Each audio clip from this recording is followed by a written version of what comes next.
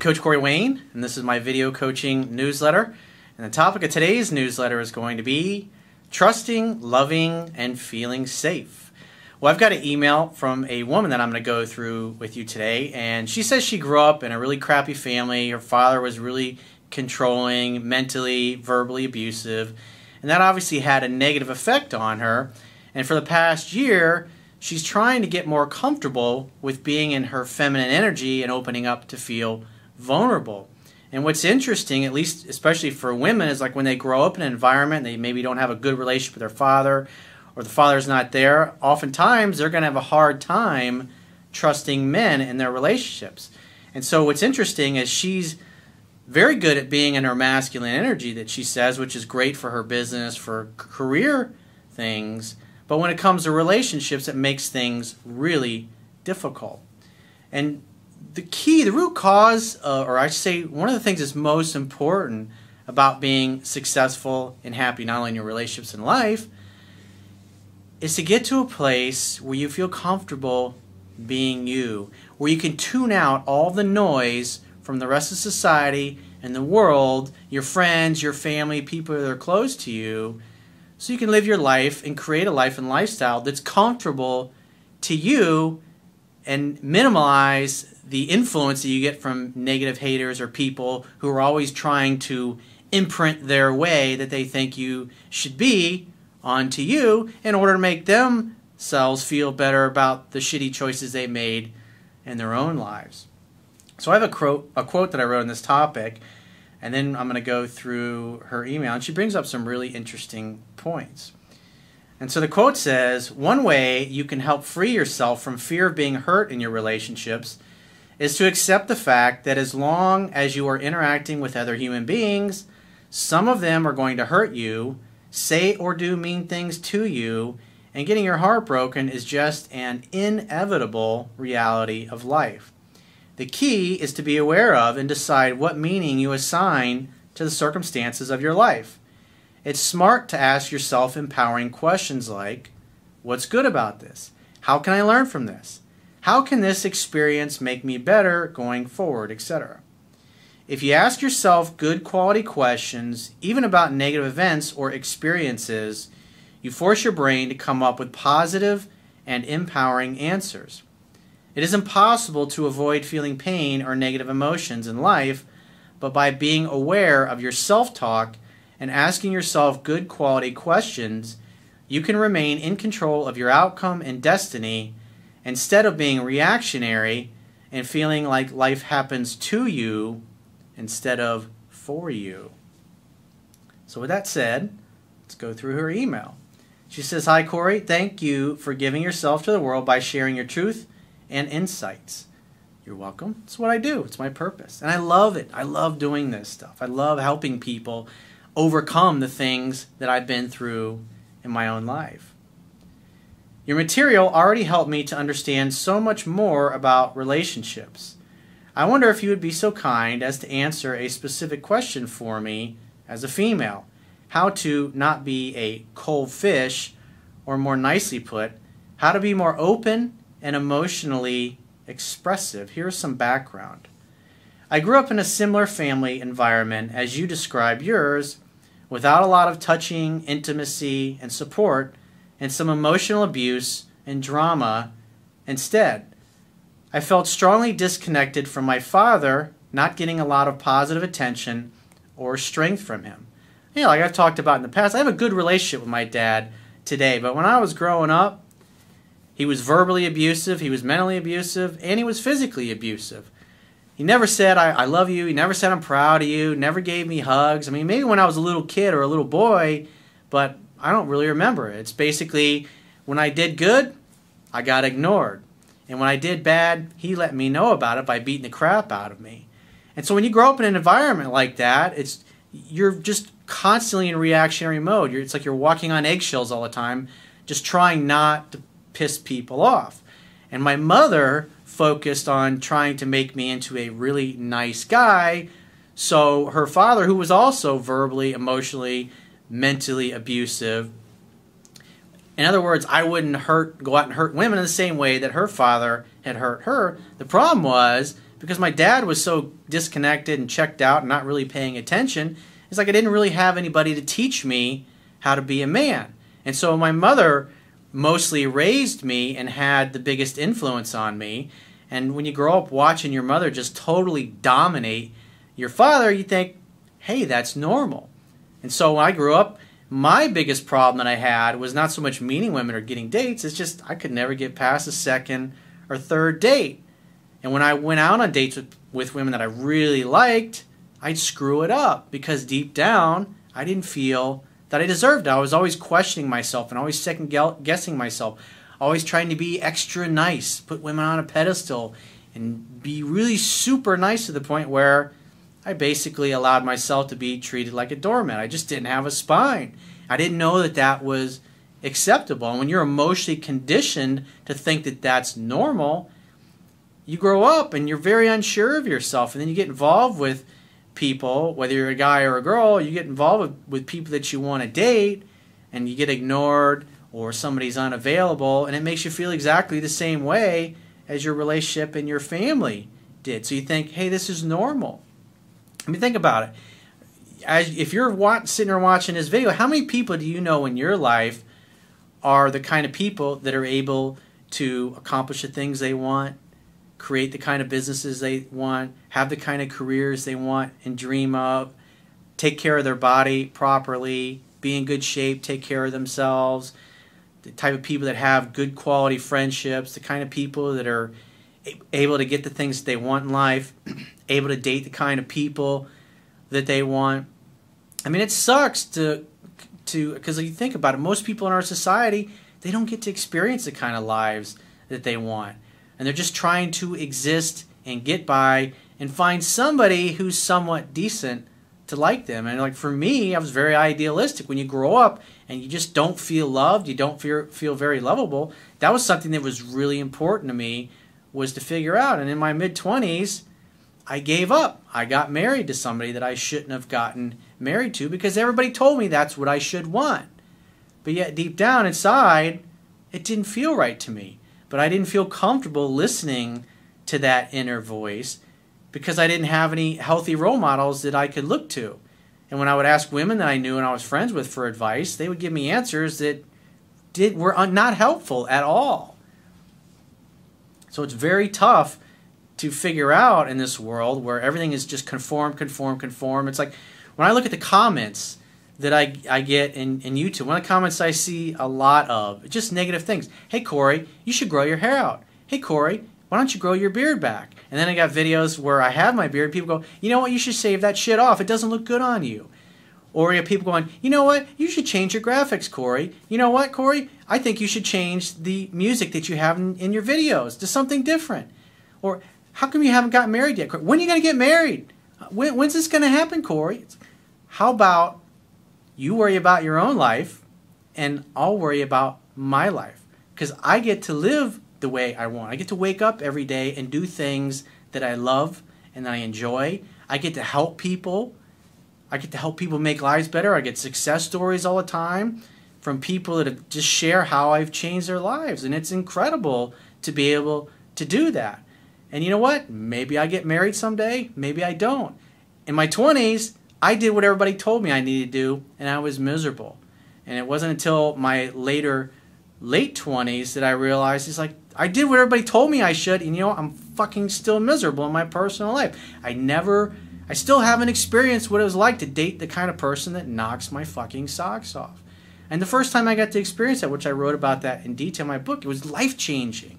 It was amazing. It was like, because at that point in my life, when I was in my late 20s, I'm thinking, I'm going to spend the rest of my life not having the kind of person in my life that I want, not being able to date the kind of person that I want. And so I look back on that, all the experiences that I've had since then, and all the different relationships I've had, and all the different women that I've dated, and all the different relationships that I've had over the years. And when you compare me maybe to the average person, no, I haven't been with one person my whole life, and that's not my outcome, that's not my objective. And it's like when I look back in those experiences, they're all wonderful. They all shaped how I am. So the average person, I've had more dating and relationship experiences that they have had. Because, I mean, I deal with so many guys that are in like their 50s and 60s, and they spent their whole lives with one person. In many cases, spending 15, 20 years in a loveless, sexless marriage. And then these guys get in their 50s and 60s, the kids are finally gone from home, and they're like, they're like, I only dated 2 or 3 people, and then I got married, and they were miserable for decades.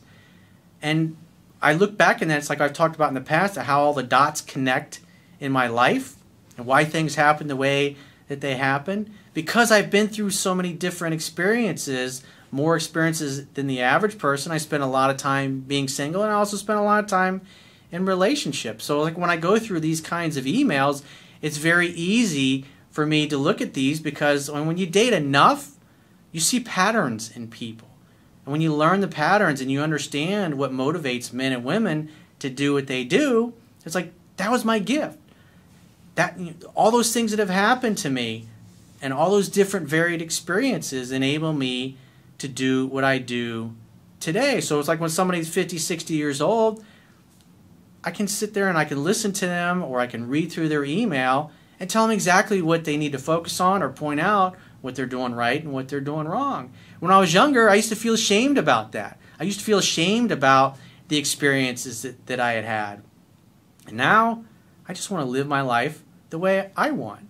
And if I come to the end of my life and I've had a couple dozen different long-term relationships, maybe they all tend to average 2 to 4 years, it's like, what's wrong with it? There's plenty of successful people that do that. I mean, look at the divorce rate. It's over 60%. Statistically, the chances of you spending your life with one person, the statistics, the odds are just simply not in your favor.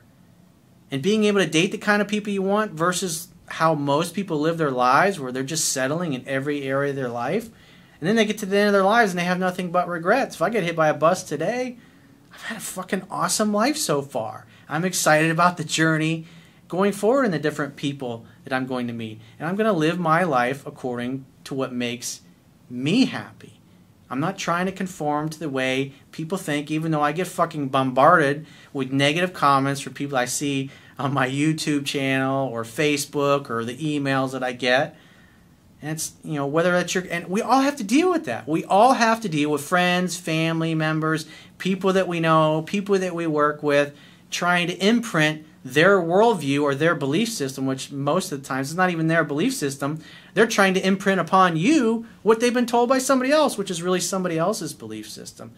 And I'm all about, because we're all different. We're all unique. We have different goals. We have different things that we like. And that's magical. That's the way it's supposed to be. I mean, all you have to do is look at nature. Look at all the diversity in nature. Different strokes for different folks. The idea is to do what makes you happy. I'm not here to tell you how to live. As a coach, I'm just here to help you get what it is that you want. But like I've talked about in the past, like the video I did a few weeks ago, success breeds haters. The more successful you become and the more you're able to tune other people out, the more people are going to hate on you. Because that scares other people. When people see you living your life in ways that make you happy and they're not living their lives in that way, they're going to attack you to try to get you to conform so they don't feel so bad about themselves and the shitty choices that they made in their own lives. One of my really great quote that I love, it's like, listen to many voices but speak with your own. I don't know who said that, but it's really hard to do in a world where everybody is trying to get people to conform. So let's get back to her email. She said, talking about her father, she says he was a weak person trying to cover up by dominance. Well, being dominating, what does that tell me? He's full of fear, full of anger, because he didn't feel comfortable with himself. And so when people are like, that's like my parents were like that. Both of them very domineering, very controlling. You're going to do this, you're going to do that, whether you like it or not. And if you don't want to do what we do, we're going to beat the crap out of you and beat you into submission. We fought a lot, and things got really bad in my teenage years and escalated when I moved out to study. That was when I broke contact with him. Sometimes you just have to do that. And in my 20s, and it wasn't until my early 30s that I started to reconnect with my father, because every time I talked to him, he was still trying to imprint his worldview on me. And I was thinking to myself, I certainly am not, I have no interest in having the kind of relationship that he had with my mother, or that his parents had with each other, or that my mother's parents had with each other. I looked at that and I was like, you guys don't seem like you're having a really good time. And ask yourself, how many people do you know in your own life where you can look at them and say, you know what, they got a great relationship, they seem really happy. And those are people that you want to emulate. I mean, when I think about the amount of couples that I personally met and gotten to know who've been together for like many decades and they're really happy, like really crazy about each other, even after many decades of being together, I can count them on one hand. But yet everybody's telling us if we just run out and get married, we're going to experience bliss for the rest of our lives. Through my childhood experiences, I learned to stand up for myself and not rely on anybody. It's true. When you're in those kinds of situations, it teaches you self-reliance. Like Wayne Dyer, one of my favorite authors, one of the things that, I mean, he spent his childhood, most of his childhood, in an orphanage and getting bounced around from home to home. And that set him on a path to help him become self-reliant, relying upon himself and doing the things that he wanted. It's like he talked about it. He was 36 when he decided to start writing. He was a tenured professor. And everybody that he worked with, they're like, you're tenured. Are you fucking nuts? You got this great job and you're going to go be an author? You're going to teach self-reliance from a spiritual perspective? You must be out of here. They all thought he had lost it. But he just didn't have the same internal enthusiasm for teaching in a university like he once had. He just knew that he had to do it. And he was very successful. He lived a really great life. He just died this past year. I learned a lot from him. She says, I display a lot of masculine behaviors, pursuing my dreams, being independent, and running my own business, but I suck at relationships, and I stay single over extended periods of time. You know what? There's nothing wrong with that. There's nothing wrong. Say you date somebody for 2 or 3 years. There's nothing wrong with spending a year and a half single in between those relationships. If it's not going to be spectacular, why waste your time? It doesn't mean you don't date. It just means you don't get serious with people unless you know it can be spectacular. And I got a really great DVD that I watched many years ago. And this is one. You can actually get this on Amazon. And on my website version of the article, I'll also have a link to where you can go to Amazon and order it. I think it's like $30. It was by Tony Robbins. It's called Reclaiming Your True Identity, The Power of Vulnerability. And you can see this woman here. What was interesting is like, and this is one of the things that I fell in love with when I was a platinum partner of Tony Robbins. That was like 12 fucking years ago. It was just watching this intervention with this woman who was very masculine, and she had some traumatic things. It's like her father was very verbally abusive. And what was interesting, her sister, her father babied and loved, and she was like the favorite person. Her sister was fairly normal. But for her, it was like you can see during the intervention, therapeutic intervention as Tony calls it, that he was doing with this woman. It's like, you know, some of her facial expressions. And Chloe Madonis is somebody that he does these videos with, and it's really spectacular. So I highly encourage you to get a copy. It's like 90 minutes long, and it's really fantastic because this woman has something similar. She wasn't comfortable in her feminine energy, and one of the things that Tony called her out, he said, so you basically became a man. And as she was telling him about this traumatic experience that when she went through, and she just got this weird look on her face. And then you see follow-up, like I think it was like 6 months or a year or two later, and she was very feminine, just completely transformed her. And I was watching Tony do something similar. I think it was on my first platinum trip, and this was like in Jackson Hole, Wyoming, back in 2004. And I watched this woman that it was one of my platinum partners that he did a therapeutic intervention with, and she's completely changed. Her body language, her physiology, and I thought to myself, I want to learn, I want to do that. That's really amazing and really exciting. And what was interesting is up until that point in my life, I was focused on creating this billion-dollar real estate and mortgage company with my partners and all the great staff of people that I had. And when I remember that moment, it was like February of, I think it was like 2004. And I was sitting there and I said that to myself, and I remember the impression of that, but I didn't think anything of it. And it wasn't until about a year and a half later that I really realized that I didn't have the same internal enthusiasm for real estate and mortgages. Then I decided to write my book and become a full-time life coach to help people overcome what I had overcome in my life.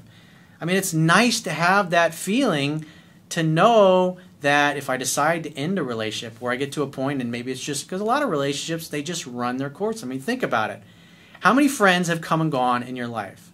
I mean, pretty much everybody that's watching this video has at least one person that is no longer in their lives who at one point was your absolute best friend in the whole world.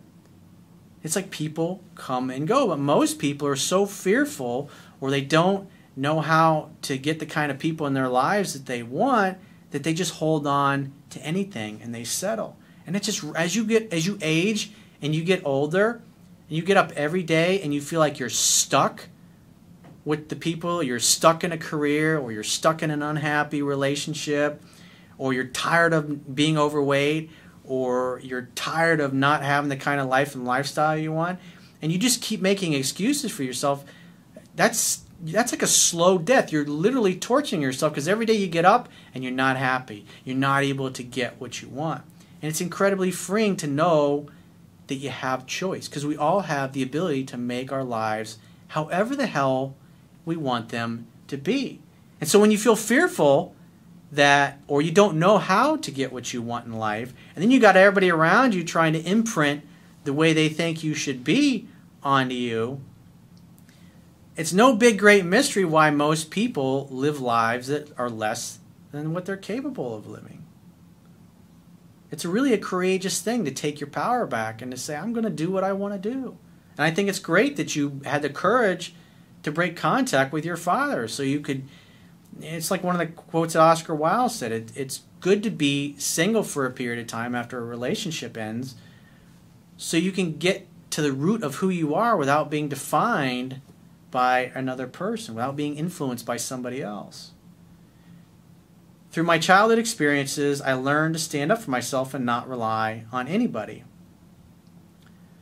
I display a lot of masculine behaviors, pursuing my dreams, being independent, and running my own business, but I suck at relationships, and I stay single over extended periods of time. I can identify in myself a lot of traits about the shy, messed up girl, as you describe in your videos, acting distant, not initiating touching or sex. Like I remember my girlfriend who had the daughter, who she was 5.5 when I started dating her, and I remember just saying I love you to her or my girlfriend or even her family members. It was like, it felt so weird and awkward just saying those words and really meaning them and feeling, because I felt it, but it felt weird saying it because I was so used to not hearing those words, let alone saying them myself. Like I remember I would say it and I'd get kind of sweaty and I'd feel like little darts on my skin when I would say that. It was like, because I didn't know, it was weird. I was expecting some kind of weird reaction. And they were a very loving family, and it just changed me when you have a woman who expresses that freely, and her family expresses that freely, and not only her daughter expressed that freely, but all of her nieces and nephews express that freely. It's like, wow, that's what normal looks like. That's how even though you didn't have the perfect family, the one thing they were really tight, and they were really close, and they really loved one another. And they were each other's best friends. They all hung out together. Yeah, they had friends outside the family, but every weekend, it's like they hung out as a family together. It was so cool. It was a gift being exposed to that, because I had never seen that before up until that point in my life. Feeling insecure, having trouble to allow myself be completely taken, letting go, and having orgasms with a partner. Yeah, if a woman doesn't feel safe and comfortable in her own skin, she can't really, because having an orgasm for a woman or a man, or for a man getting an erection, really is about letting go and letting the sensations happen to you. And for a woman who did, like I said earlier in the video, if you didn't have a good relationship with your father and you didn't feel safe and comfortable in that relationship with your father, you're going to have a hard time trusting men. And just being aware of that, and aware of how your environment that you grew up in influences you, can help you take control of that situation. I am by no means shy in my normal social interactions, but when I'm attracted to somebody, I change completely. Well, that's the wrong thing to do. Especially if you're trying to prevent yourself from getting hurt and you're driven by your fears. Because like I said in the quote, if you're going to date and have relationships, you're going to get your heart broken. Your lovers are going to say things to you that are going to hurt your feelings or that are going to break your heart. Sometimes, no matter how good you are to somebody, they may betray you. Whether it's a friend or a lover or somebody that you think is great and you date them for 6 months or a year and then they cheat on you. Even though you might treat them great, or maybe you got complacent for a couple of weeks, and then boom, next thing you know, they're sleeping with somebody else. You're thinking, what the fuck? But that's how you learn. It's like when you go through those kinds of painful experiences, they shape you. The idea is to not let it ruin you forever. It's just like if you have a business that fails. It doesn't mean you never take any kind of risk again, but at the end of the day, you learn from it. Just like I talked about. What's good about this? How can I learn from this? How can I cause myself to not get in a relationship with that kind of person again?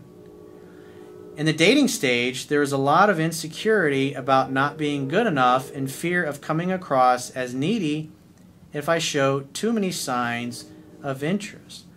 Well, that's where my book can really help you, because you can see how women naturally behave in a relationship. Obviously, if you start calling a guy 3 times a day after your first date, it's going to turn him off pretty quick. It's not a good way to go. It's about taking measured steps.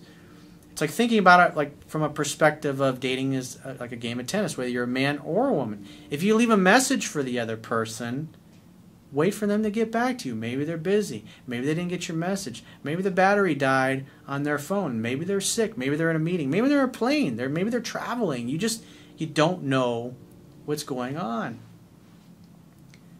I know that I really need to change my old patterns to be able to have a fulfilled relationship as I envision it. I'm 28 now, and I started to work on my feminine side about a year ago by being more vulnerable and honest in all my relationships, and also admitting my weaknesses instead of pretending that I have everything together. There's nothing wrong with that. The idea is that you put it out there, and it's like that's why I talk about all the fucked up shit in my life, and I talk about all the mistakes I've made, and I'm not ashamed of that. I'm not ashamed of my mistakes.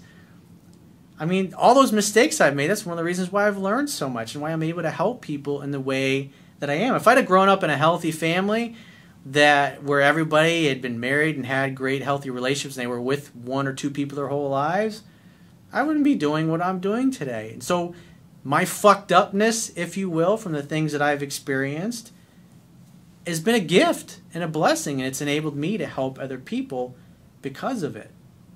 So it's like everything that happens in life happens for a reason. It's there to shape you.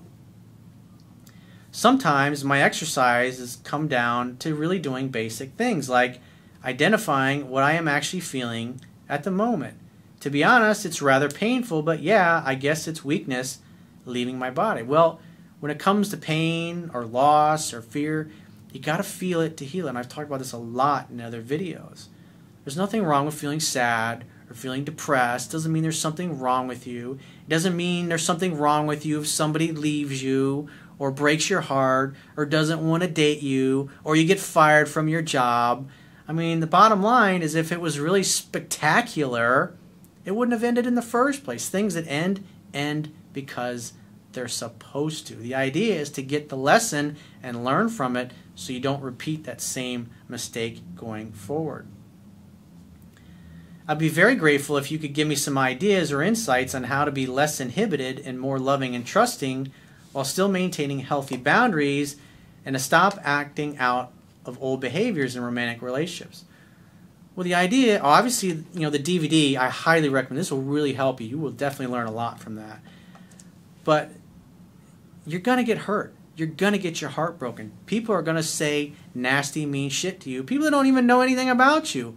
And that's just the way it is. The more successful you become, the more self-reliant, the more independent, the better you feel about yourself, the happier you become, the more you get to have things you want in life, the more money you make. People that don't have money are going to attack you. Remember, I've talked about this in the past as well, is that human beings tend to attack in other people what they're disconnected from within themselves. I mean, I get people emailing me, hating on me because of what I charge in my hourly rates.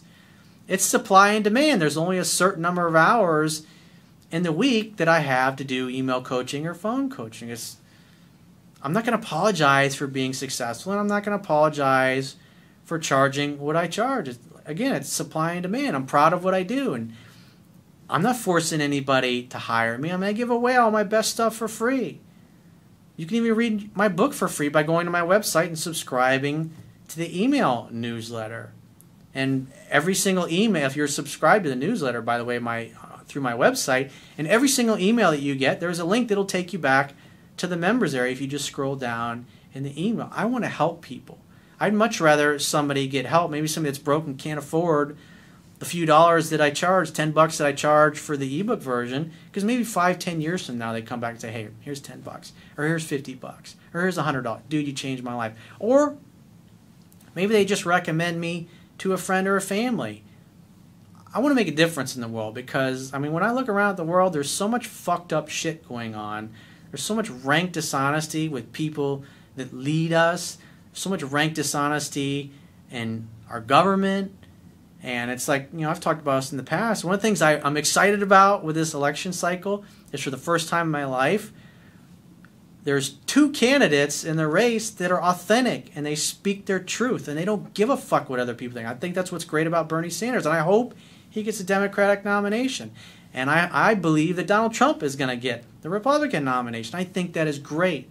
I think it's great that people, because it's like we've had so many years of phony, inauthentic people that say things for sound bites that they have no intention of honoring once they get elected. And it's like, I mean, you think about it, 96% of all incumbents, they get reelected. It's like we keep reelecting the same fucking people, and then we go, nothing ever changes. Well, maybe, hopefully, after this election cycle, maybe that will encourage other more authentic people to stand up and speak their truth and let the chips fall where they may, instead of using focus groups and different speechwriters to throw the perfect soundbite in there to bullshit people into believing that they're somehow their savior. And if you just vote, give me your vote, I'll solve all your problems and I'll pay all your bills. It's like, even if I don't agree with somebody, at least, like with Bernie Sanders, I mean, I think he has a great heart.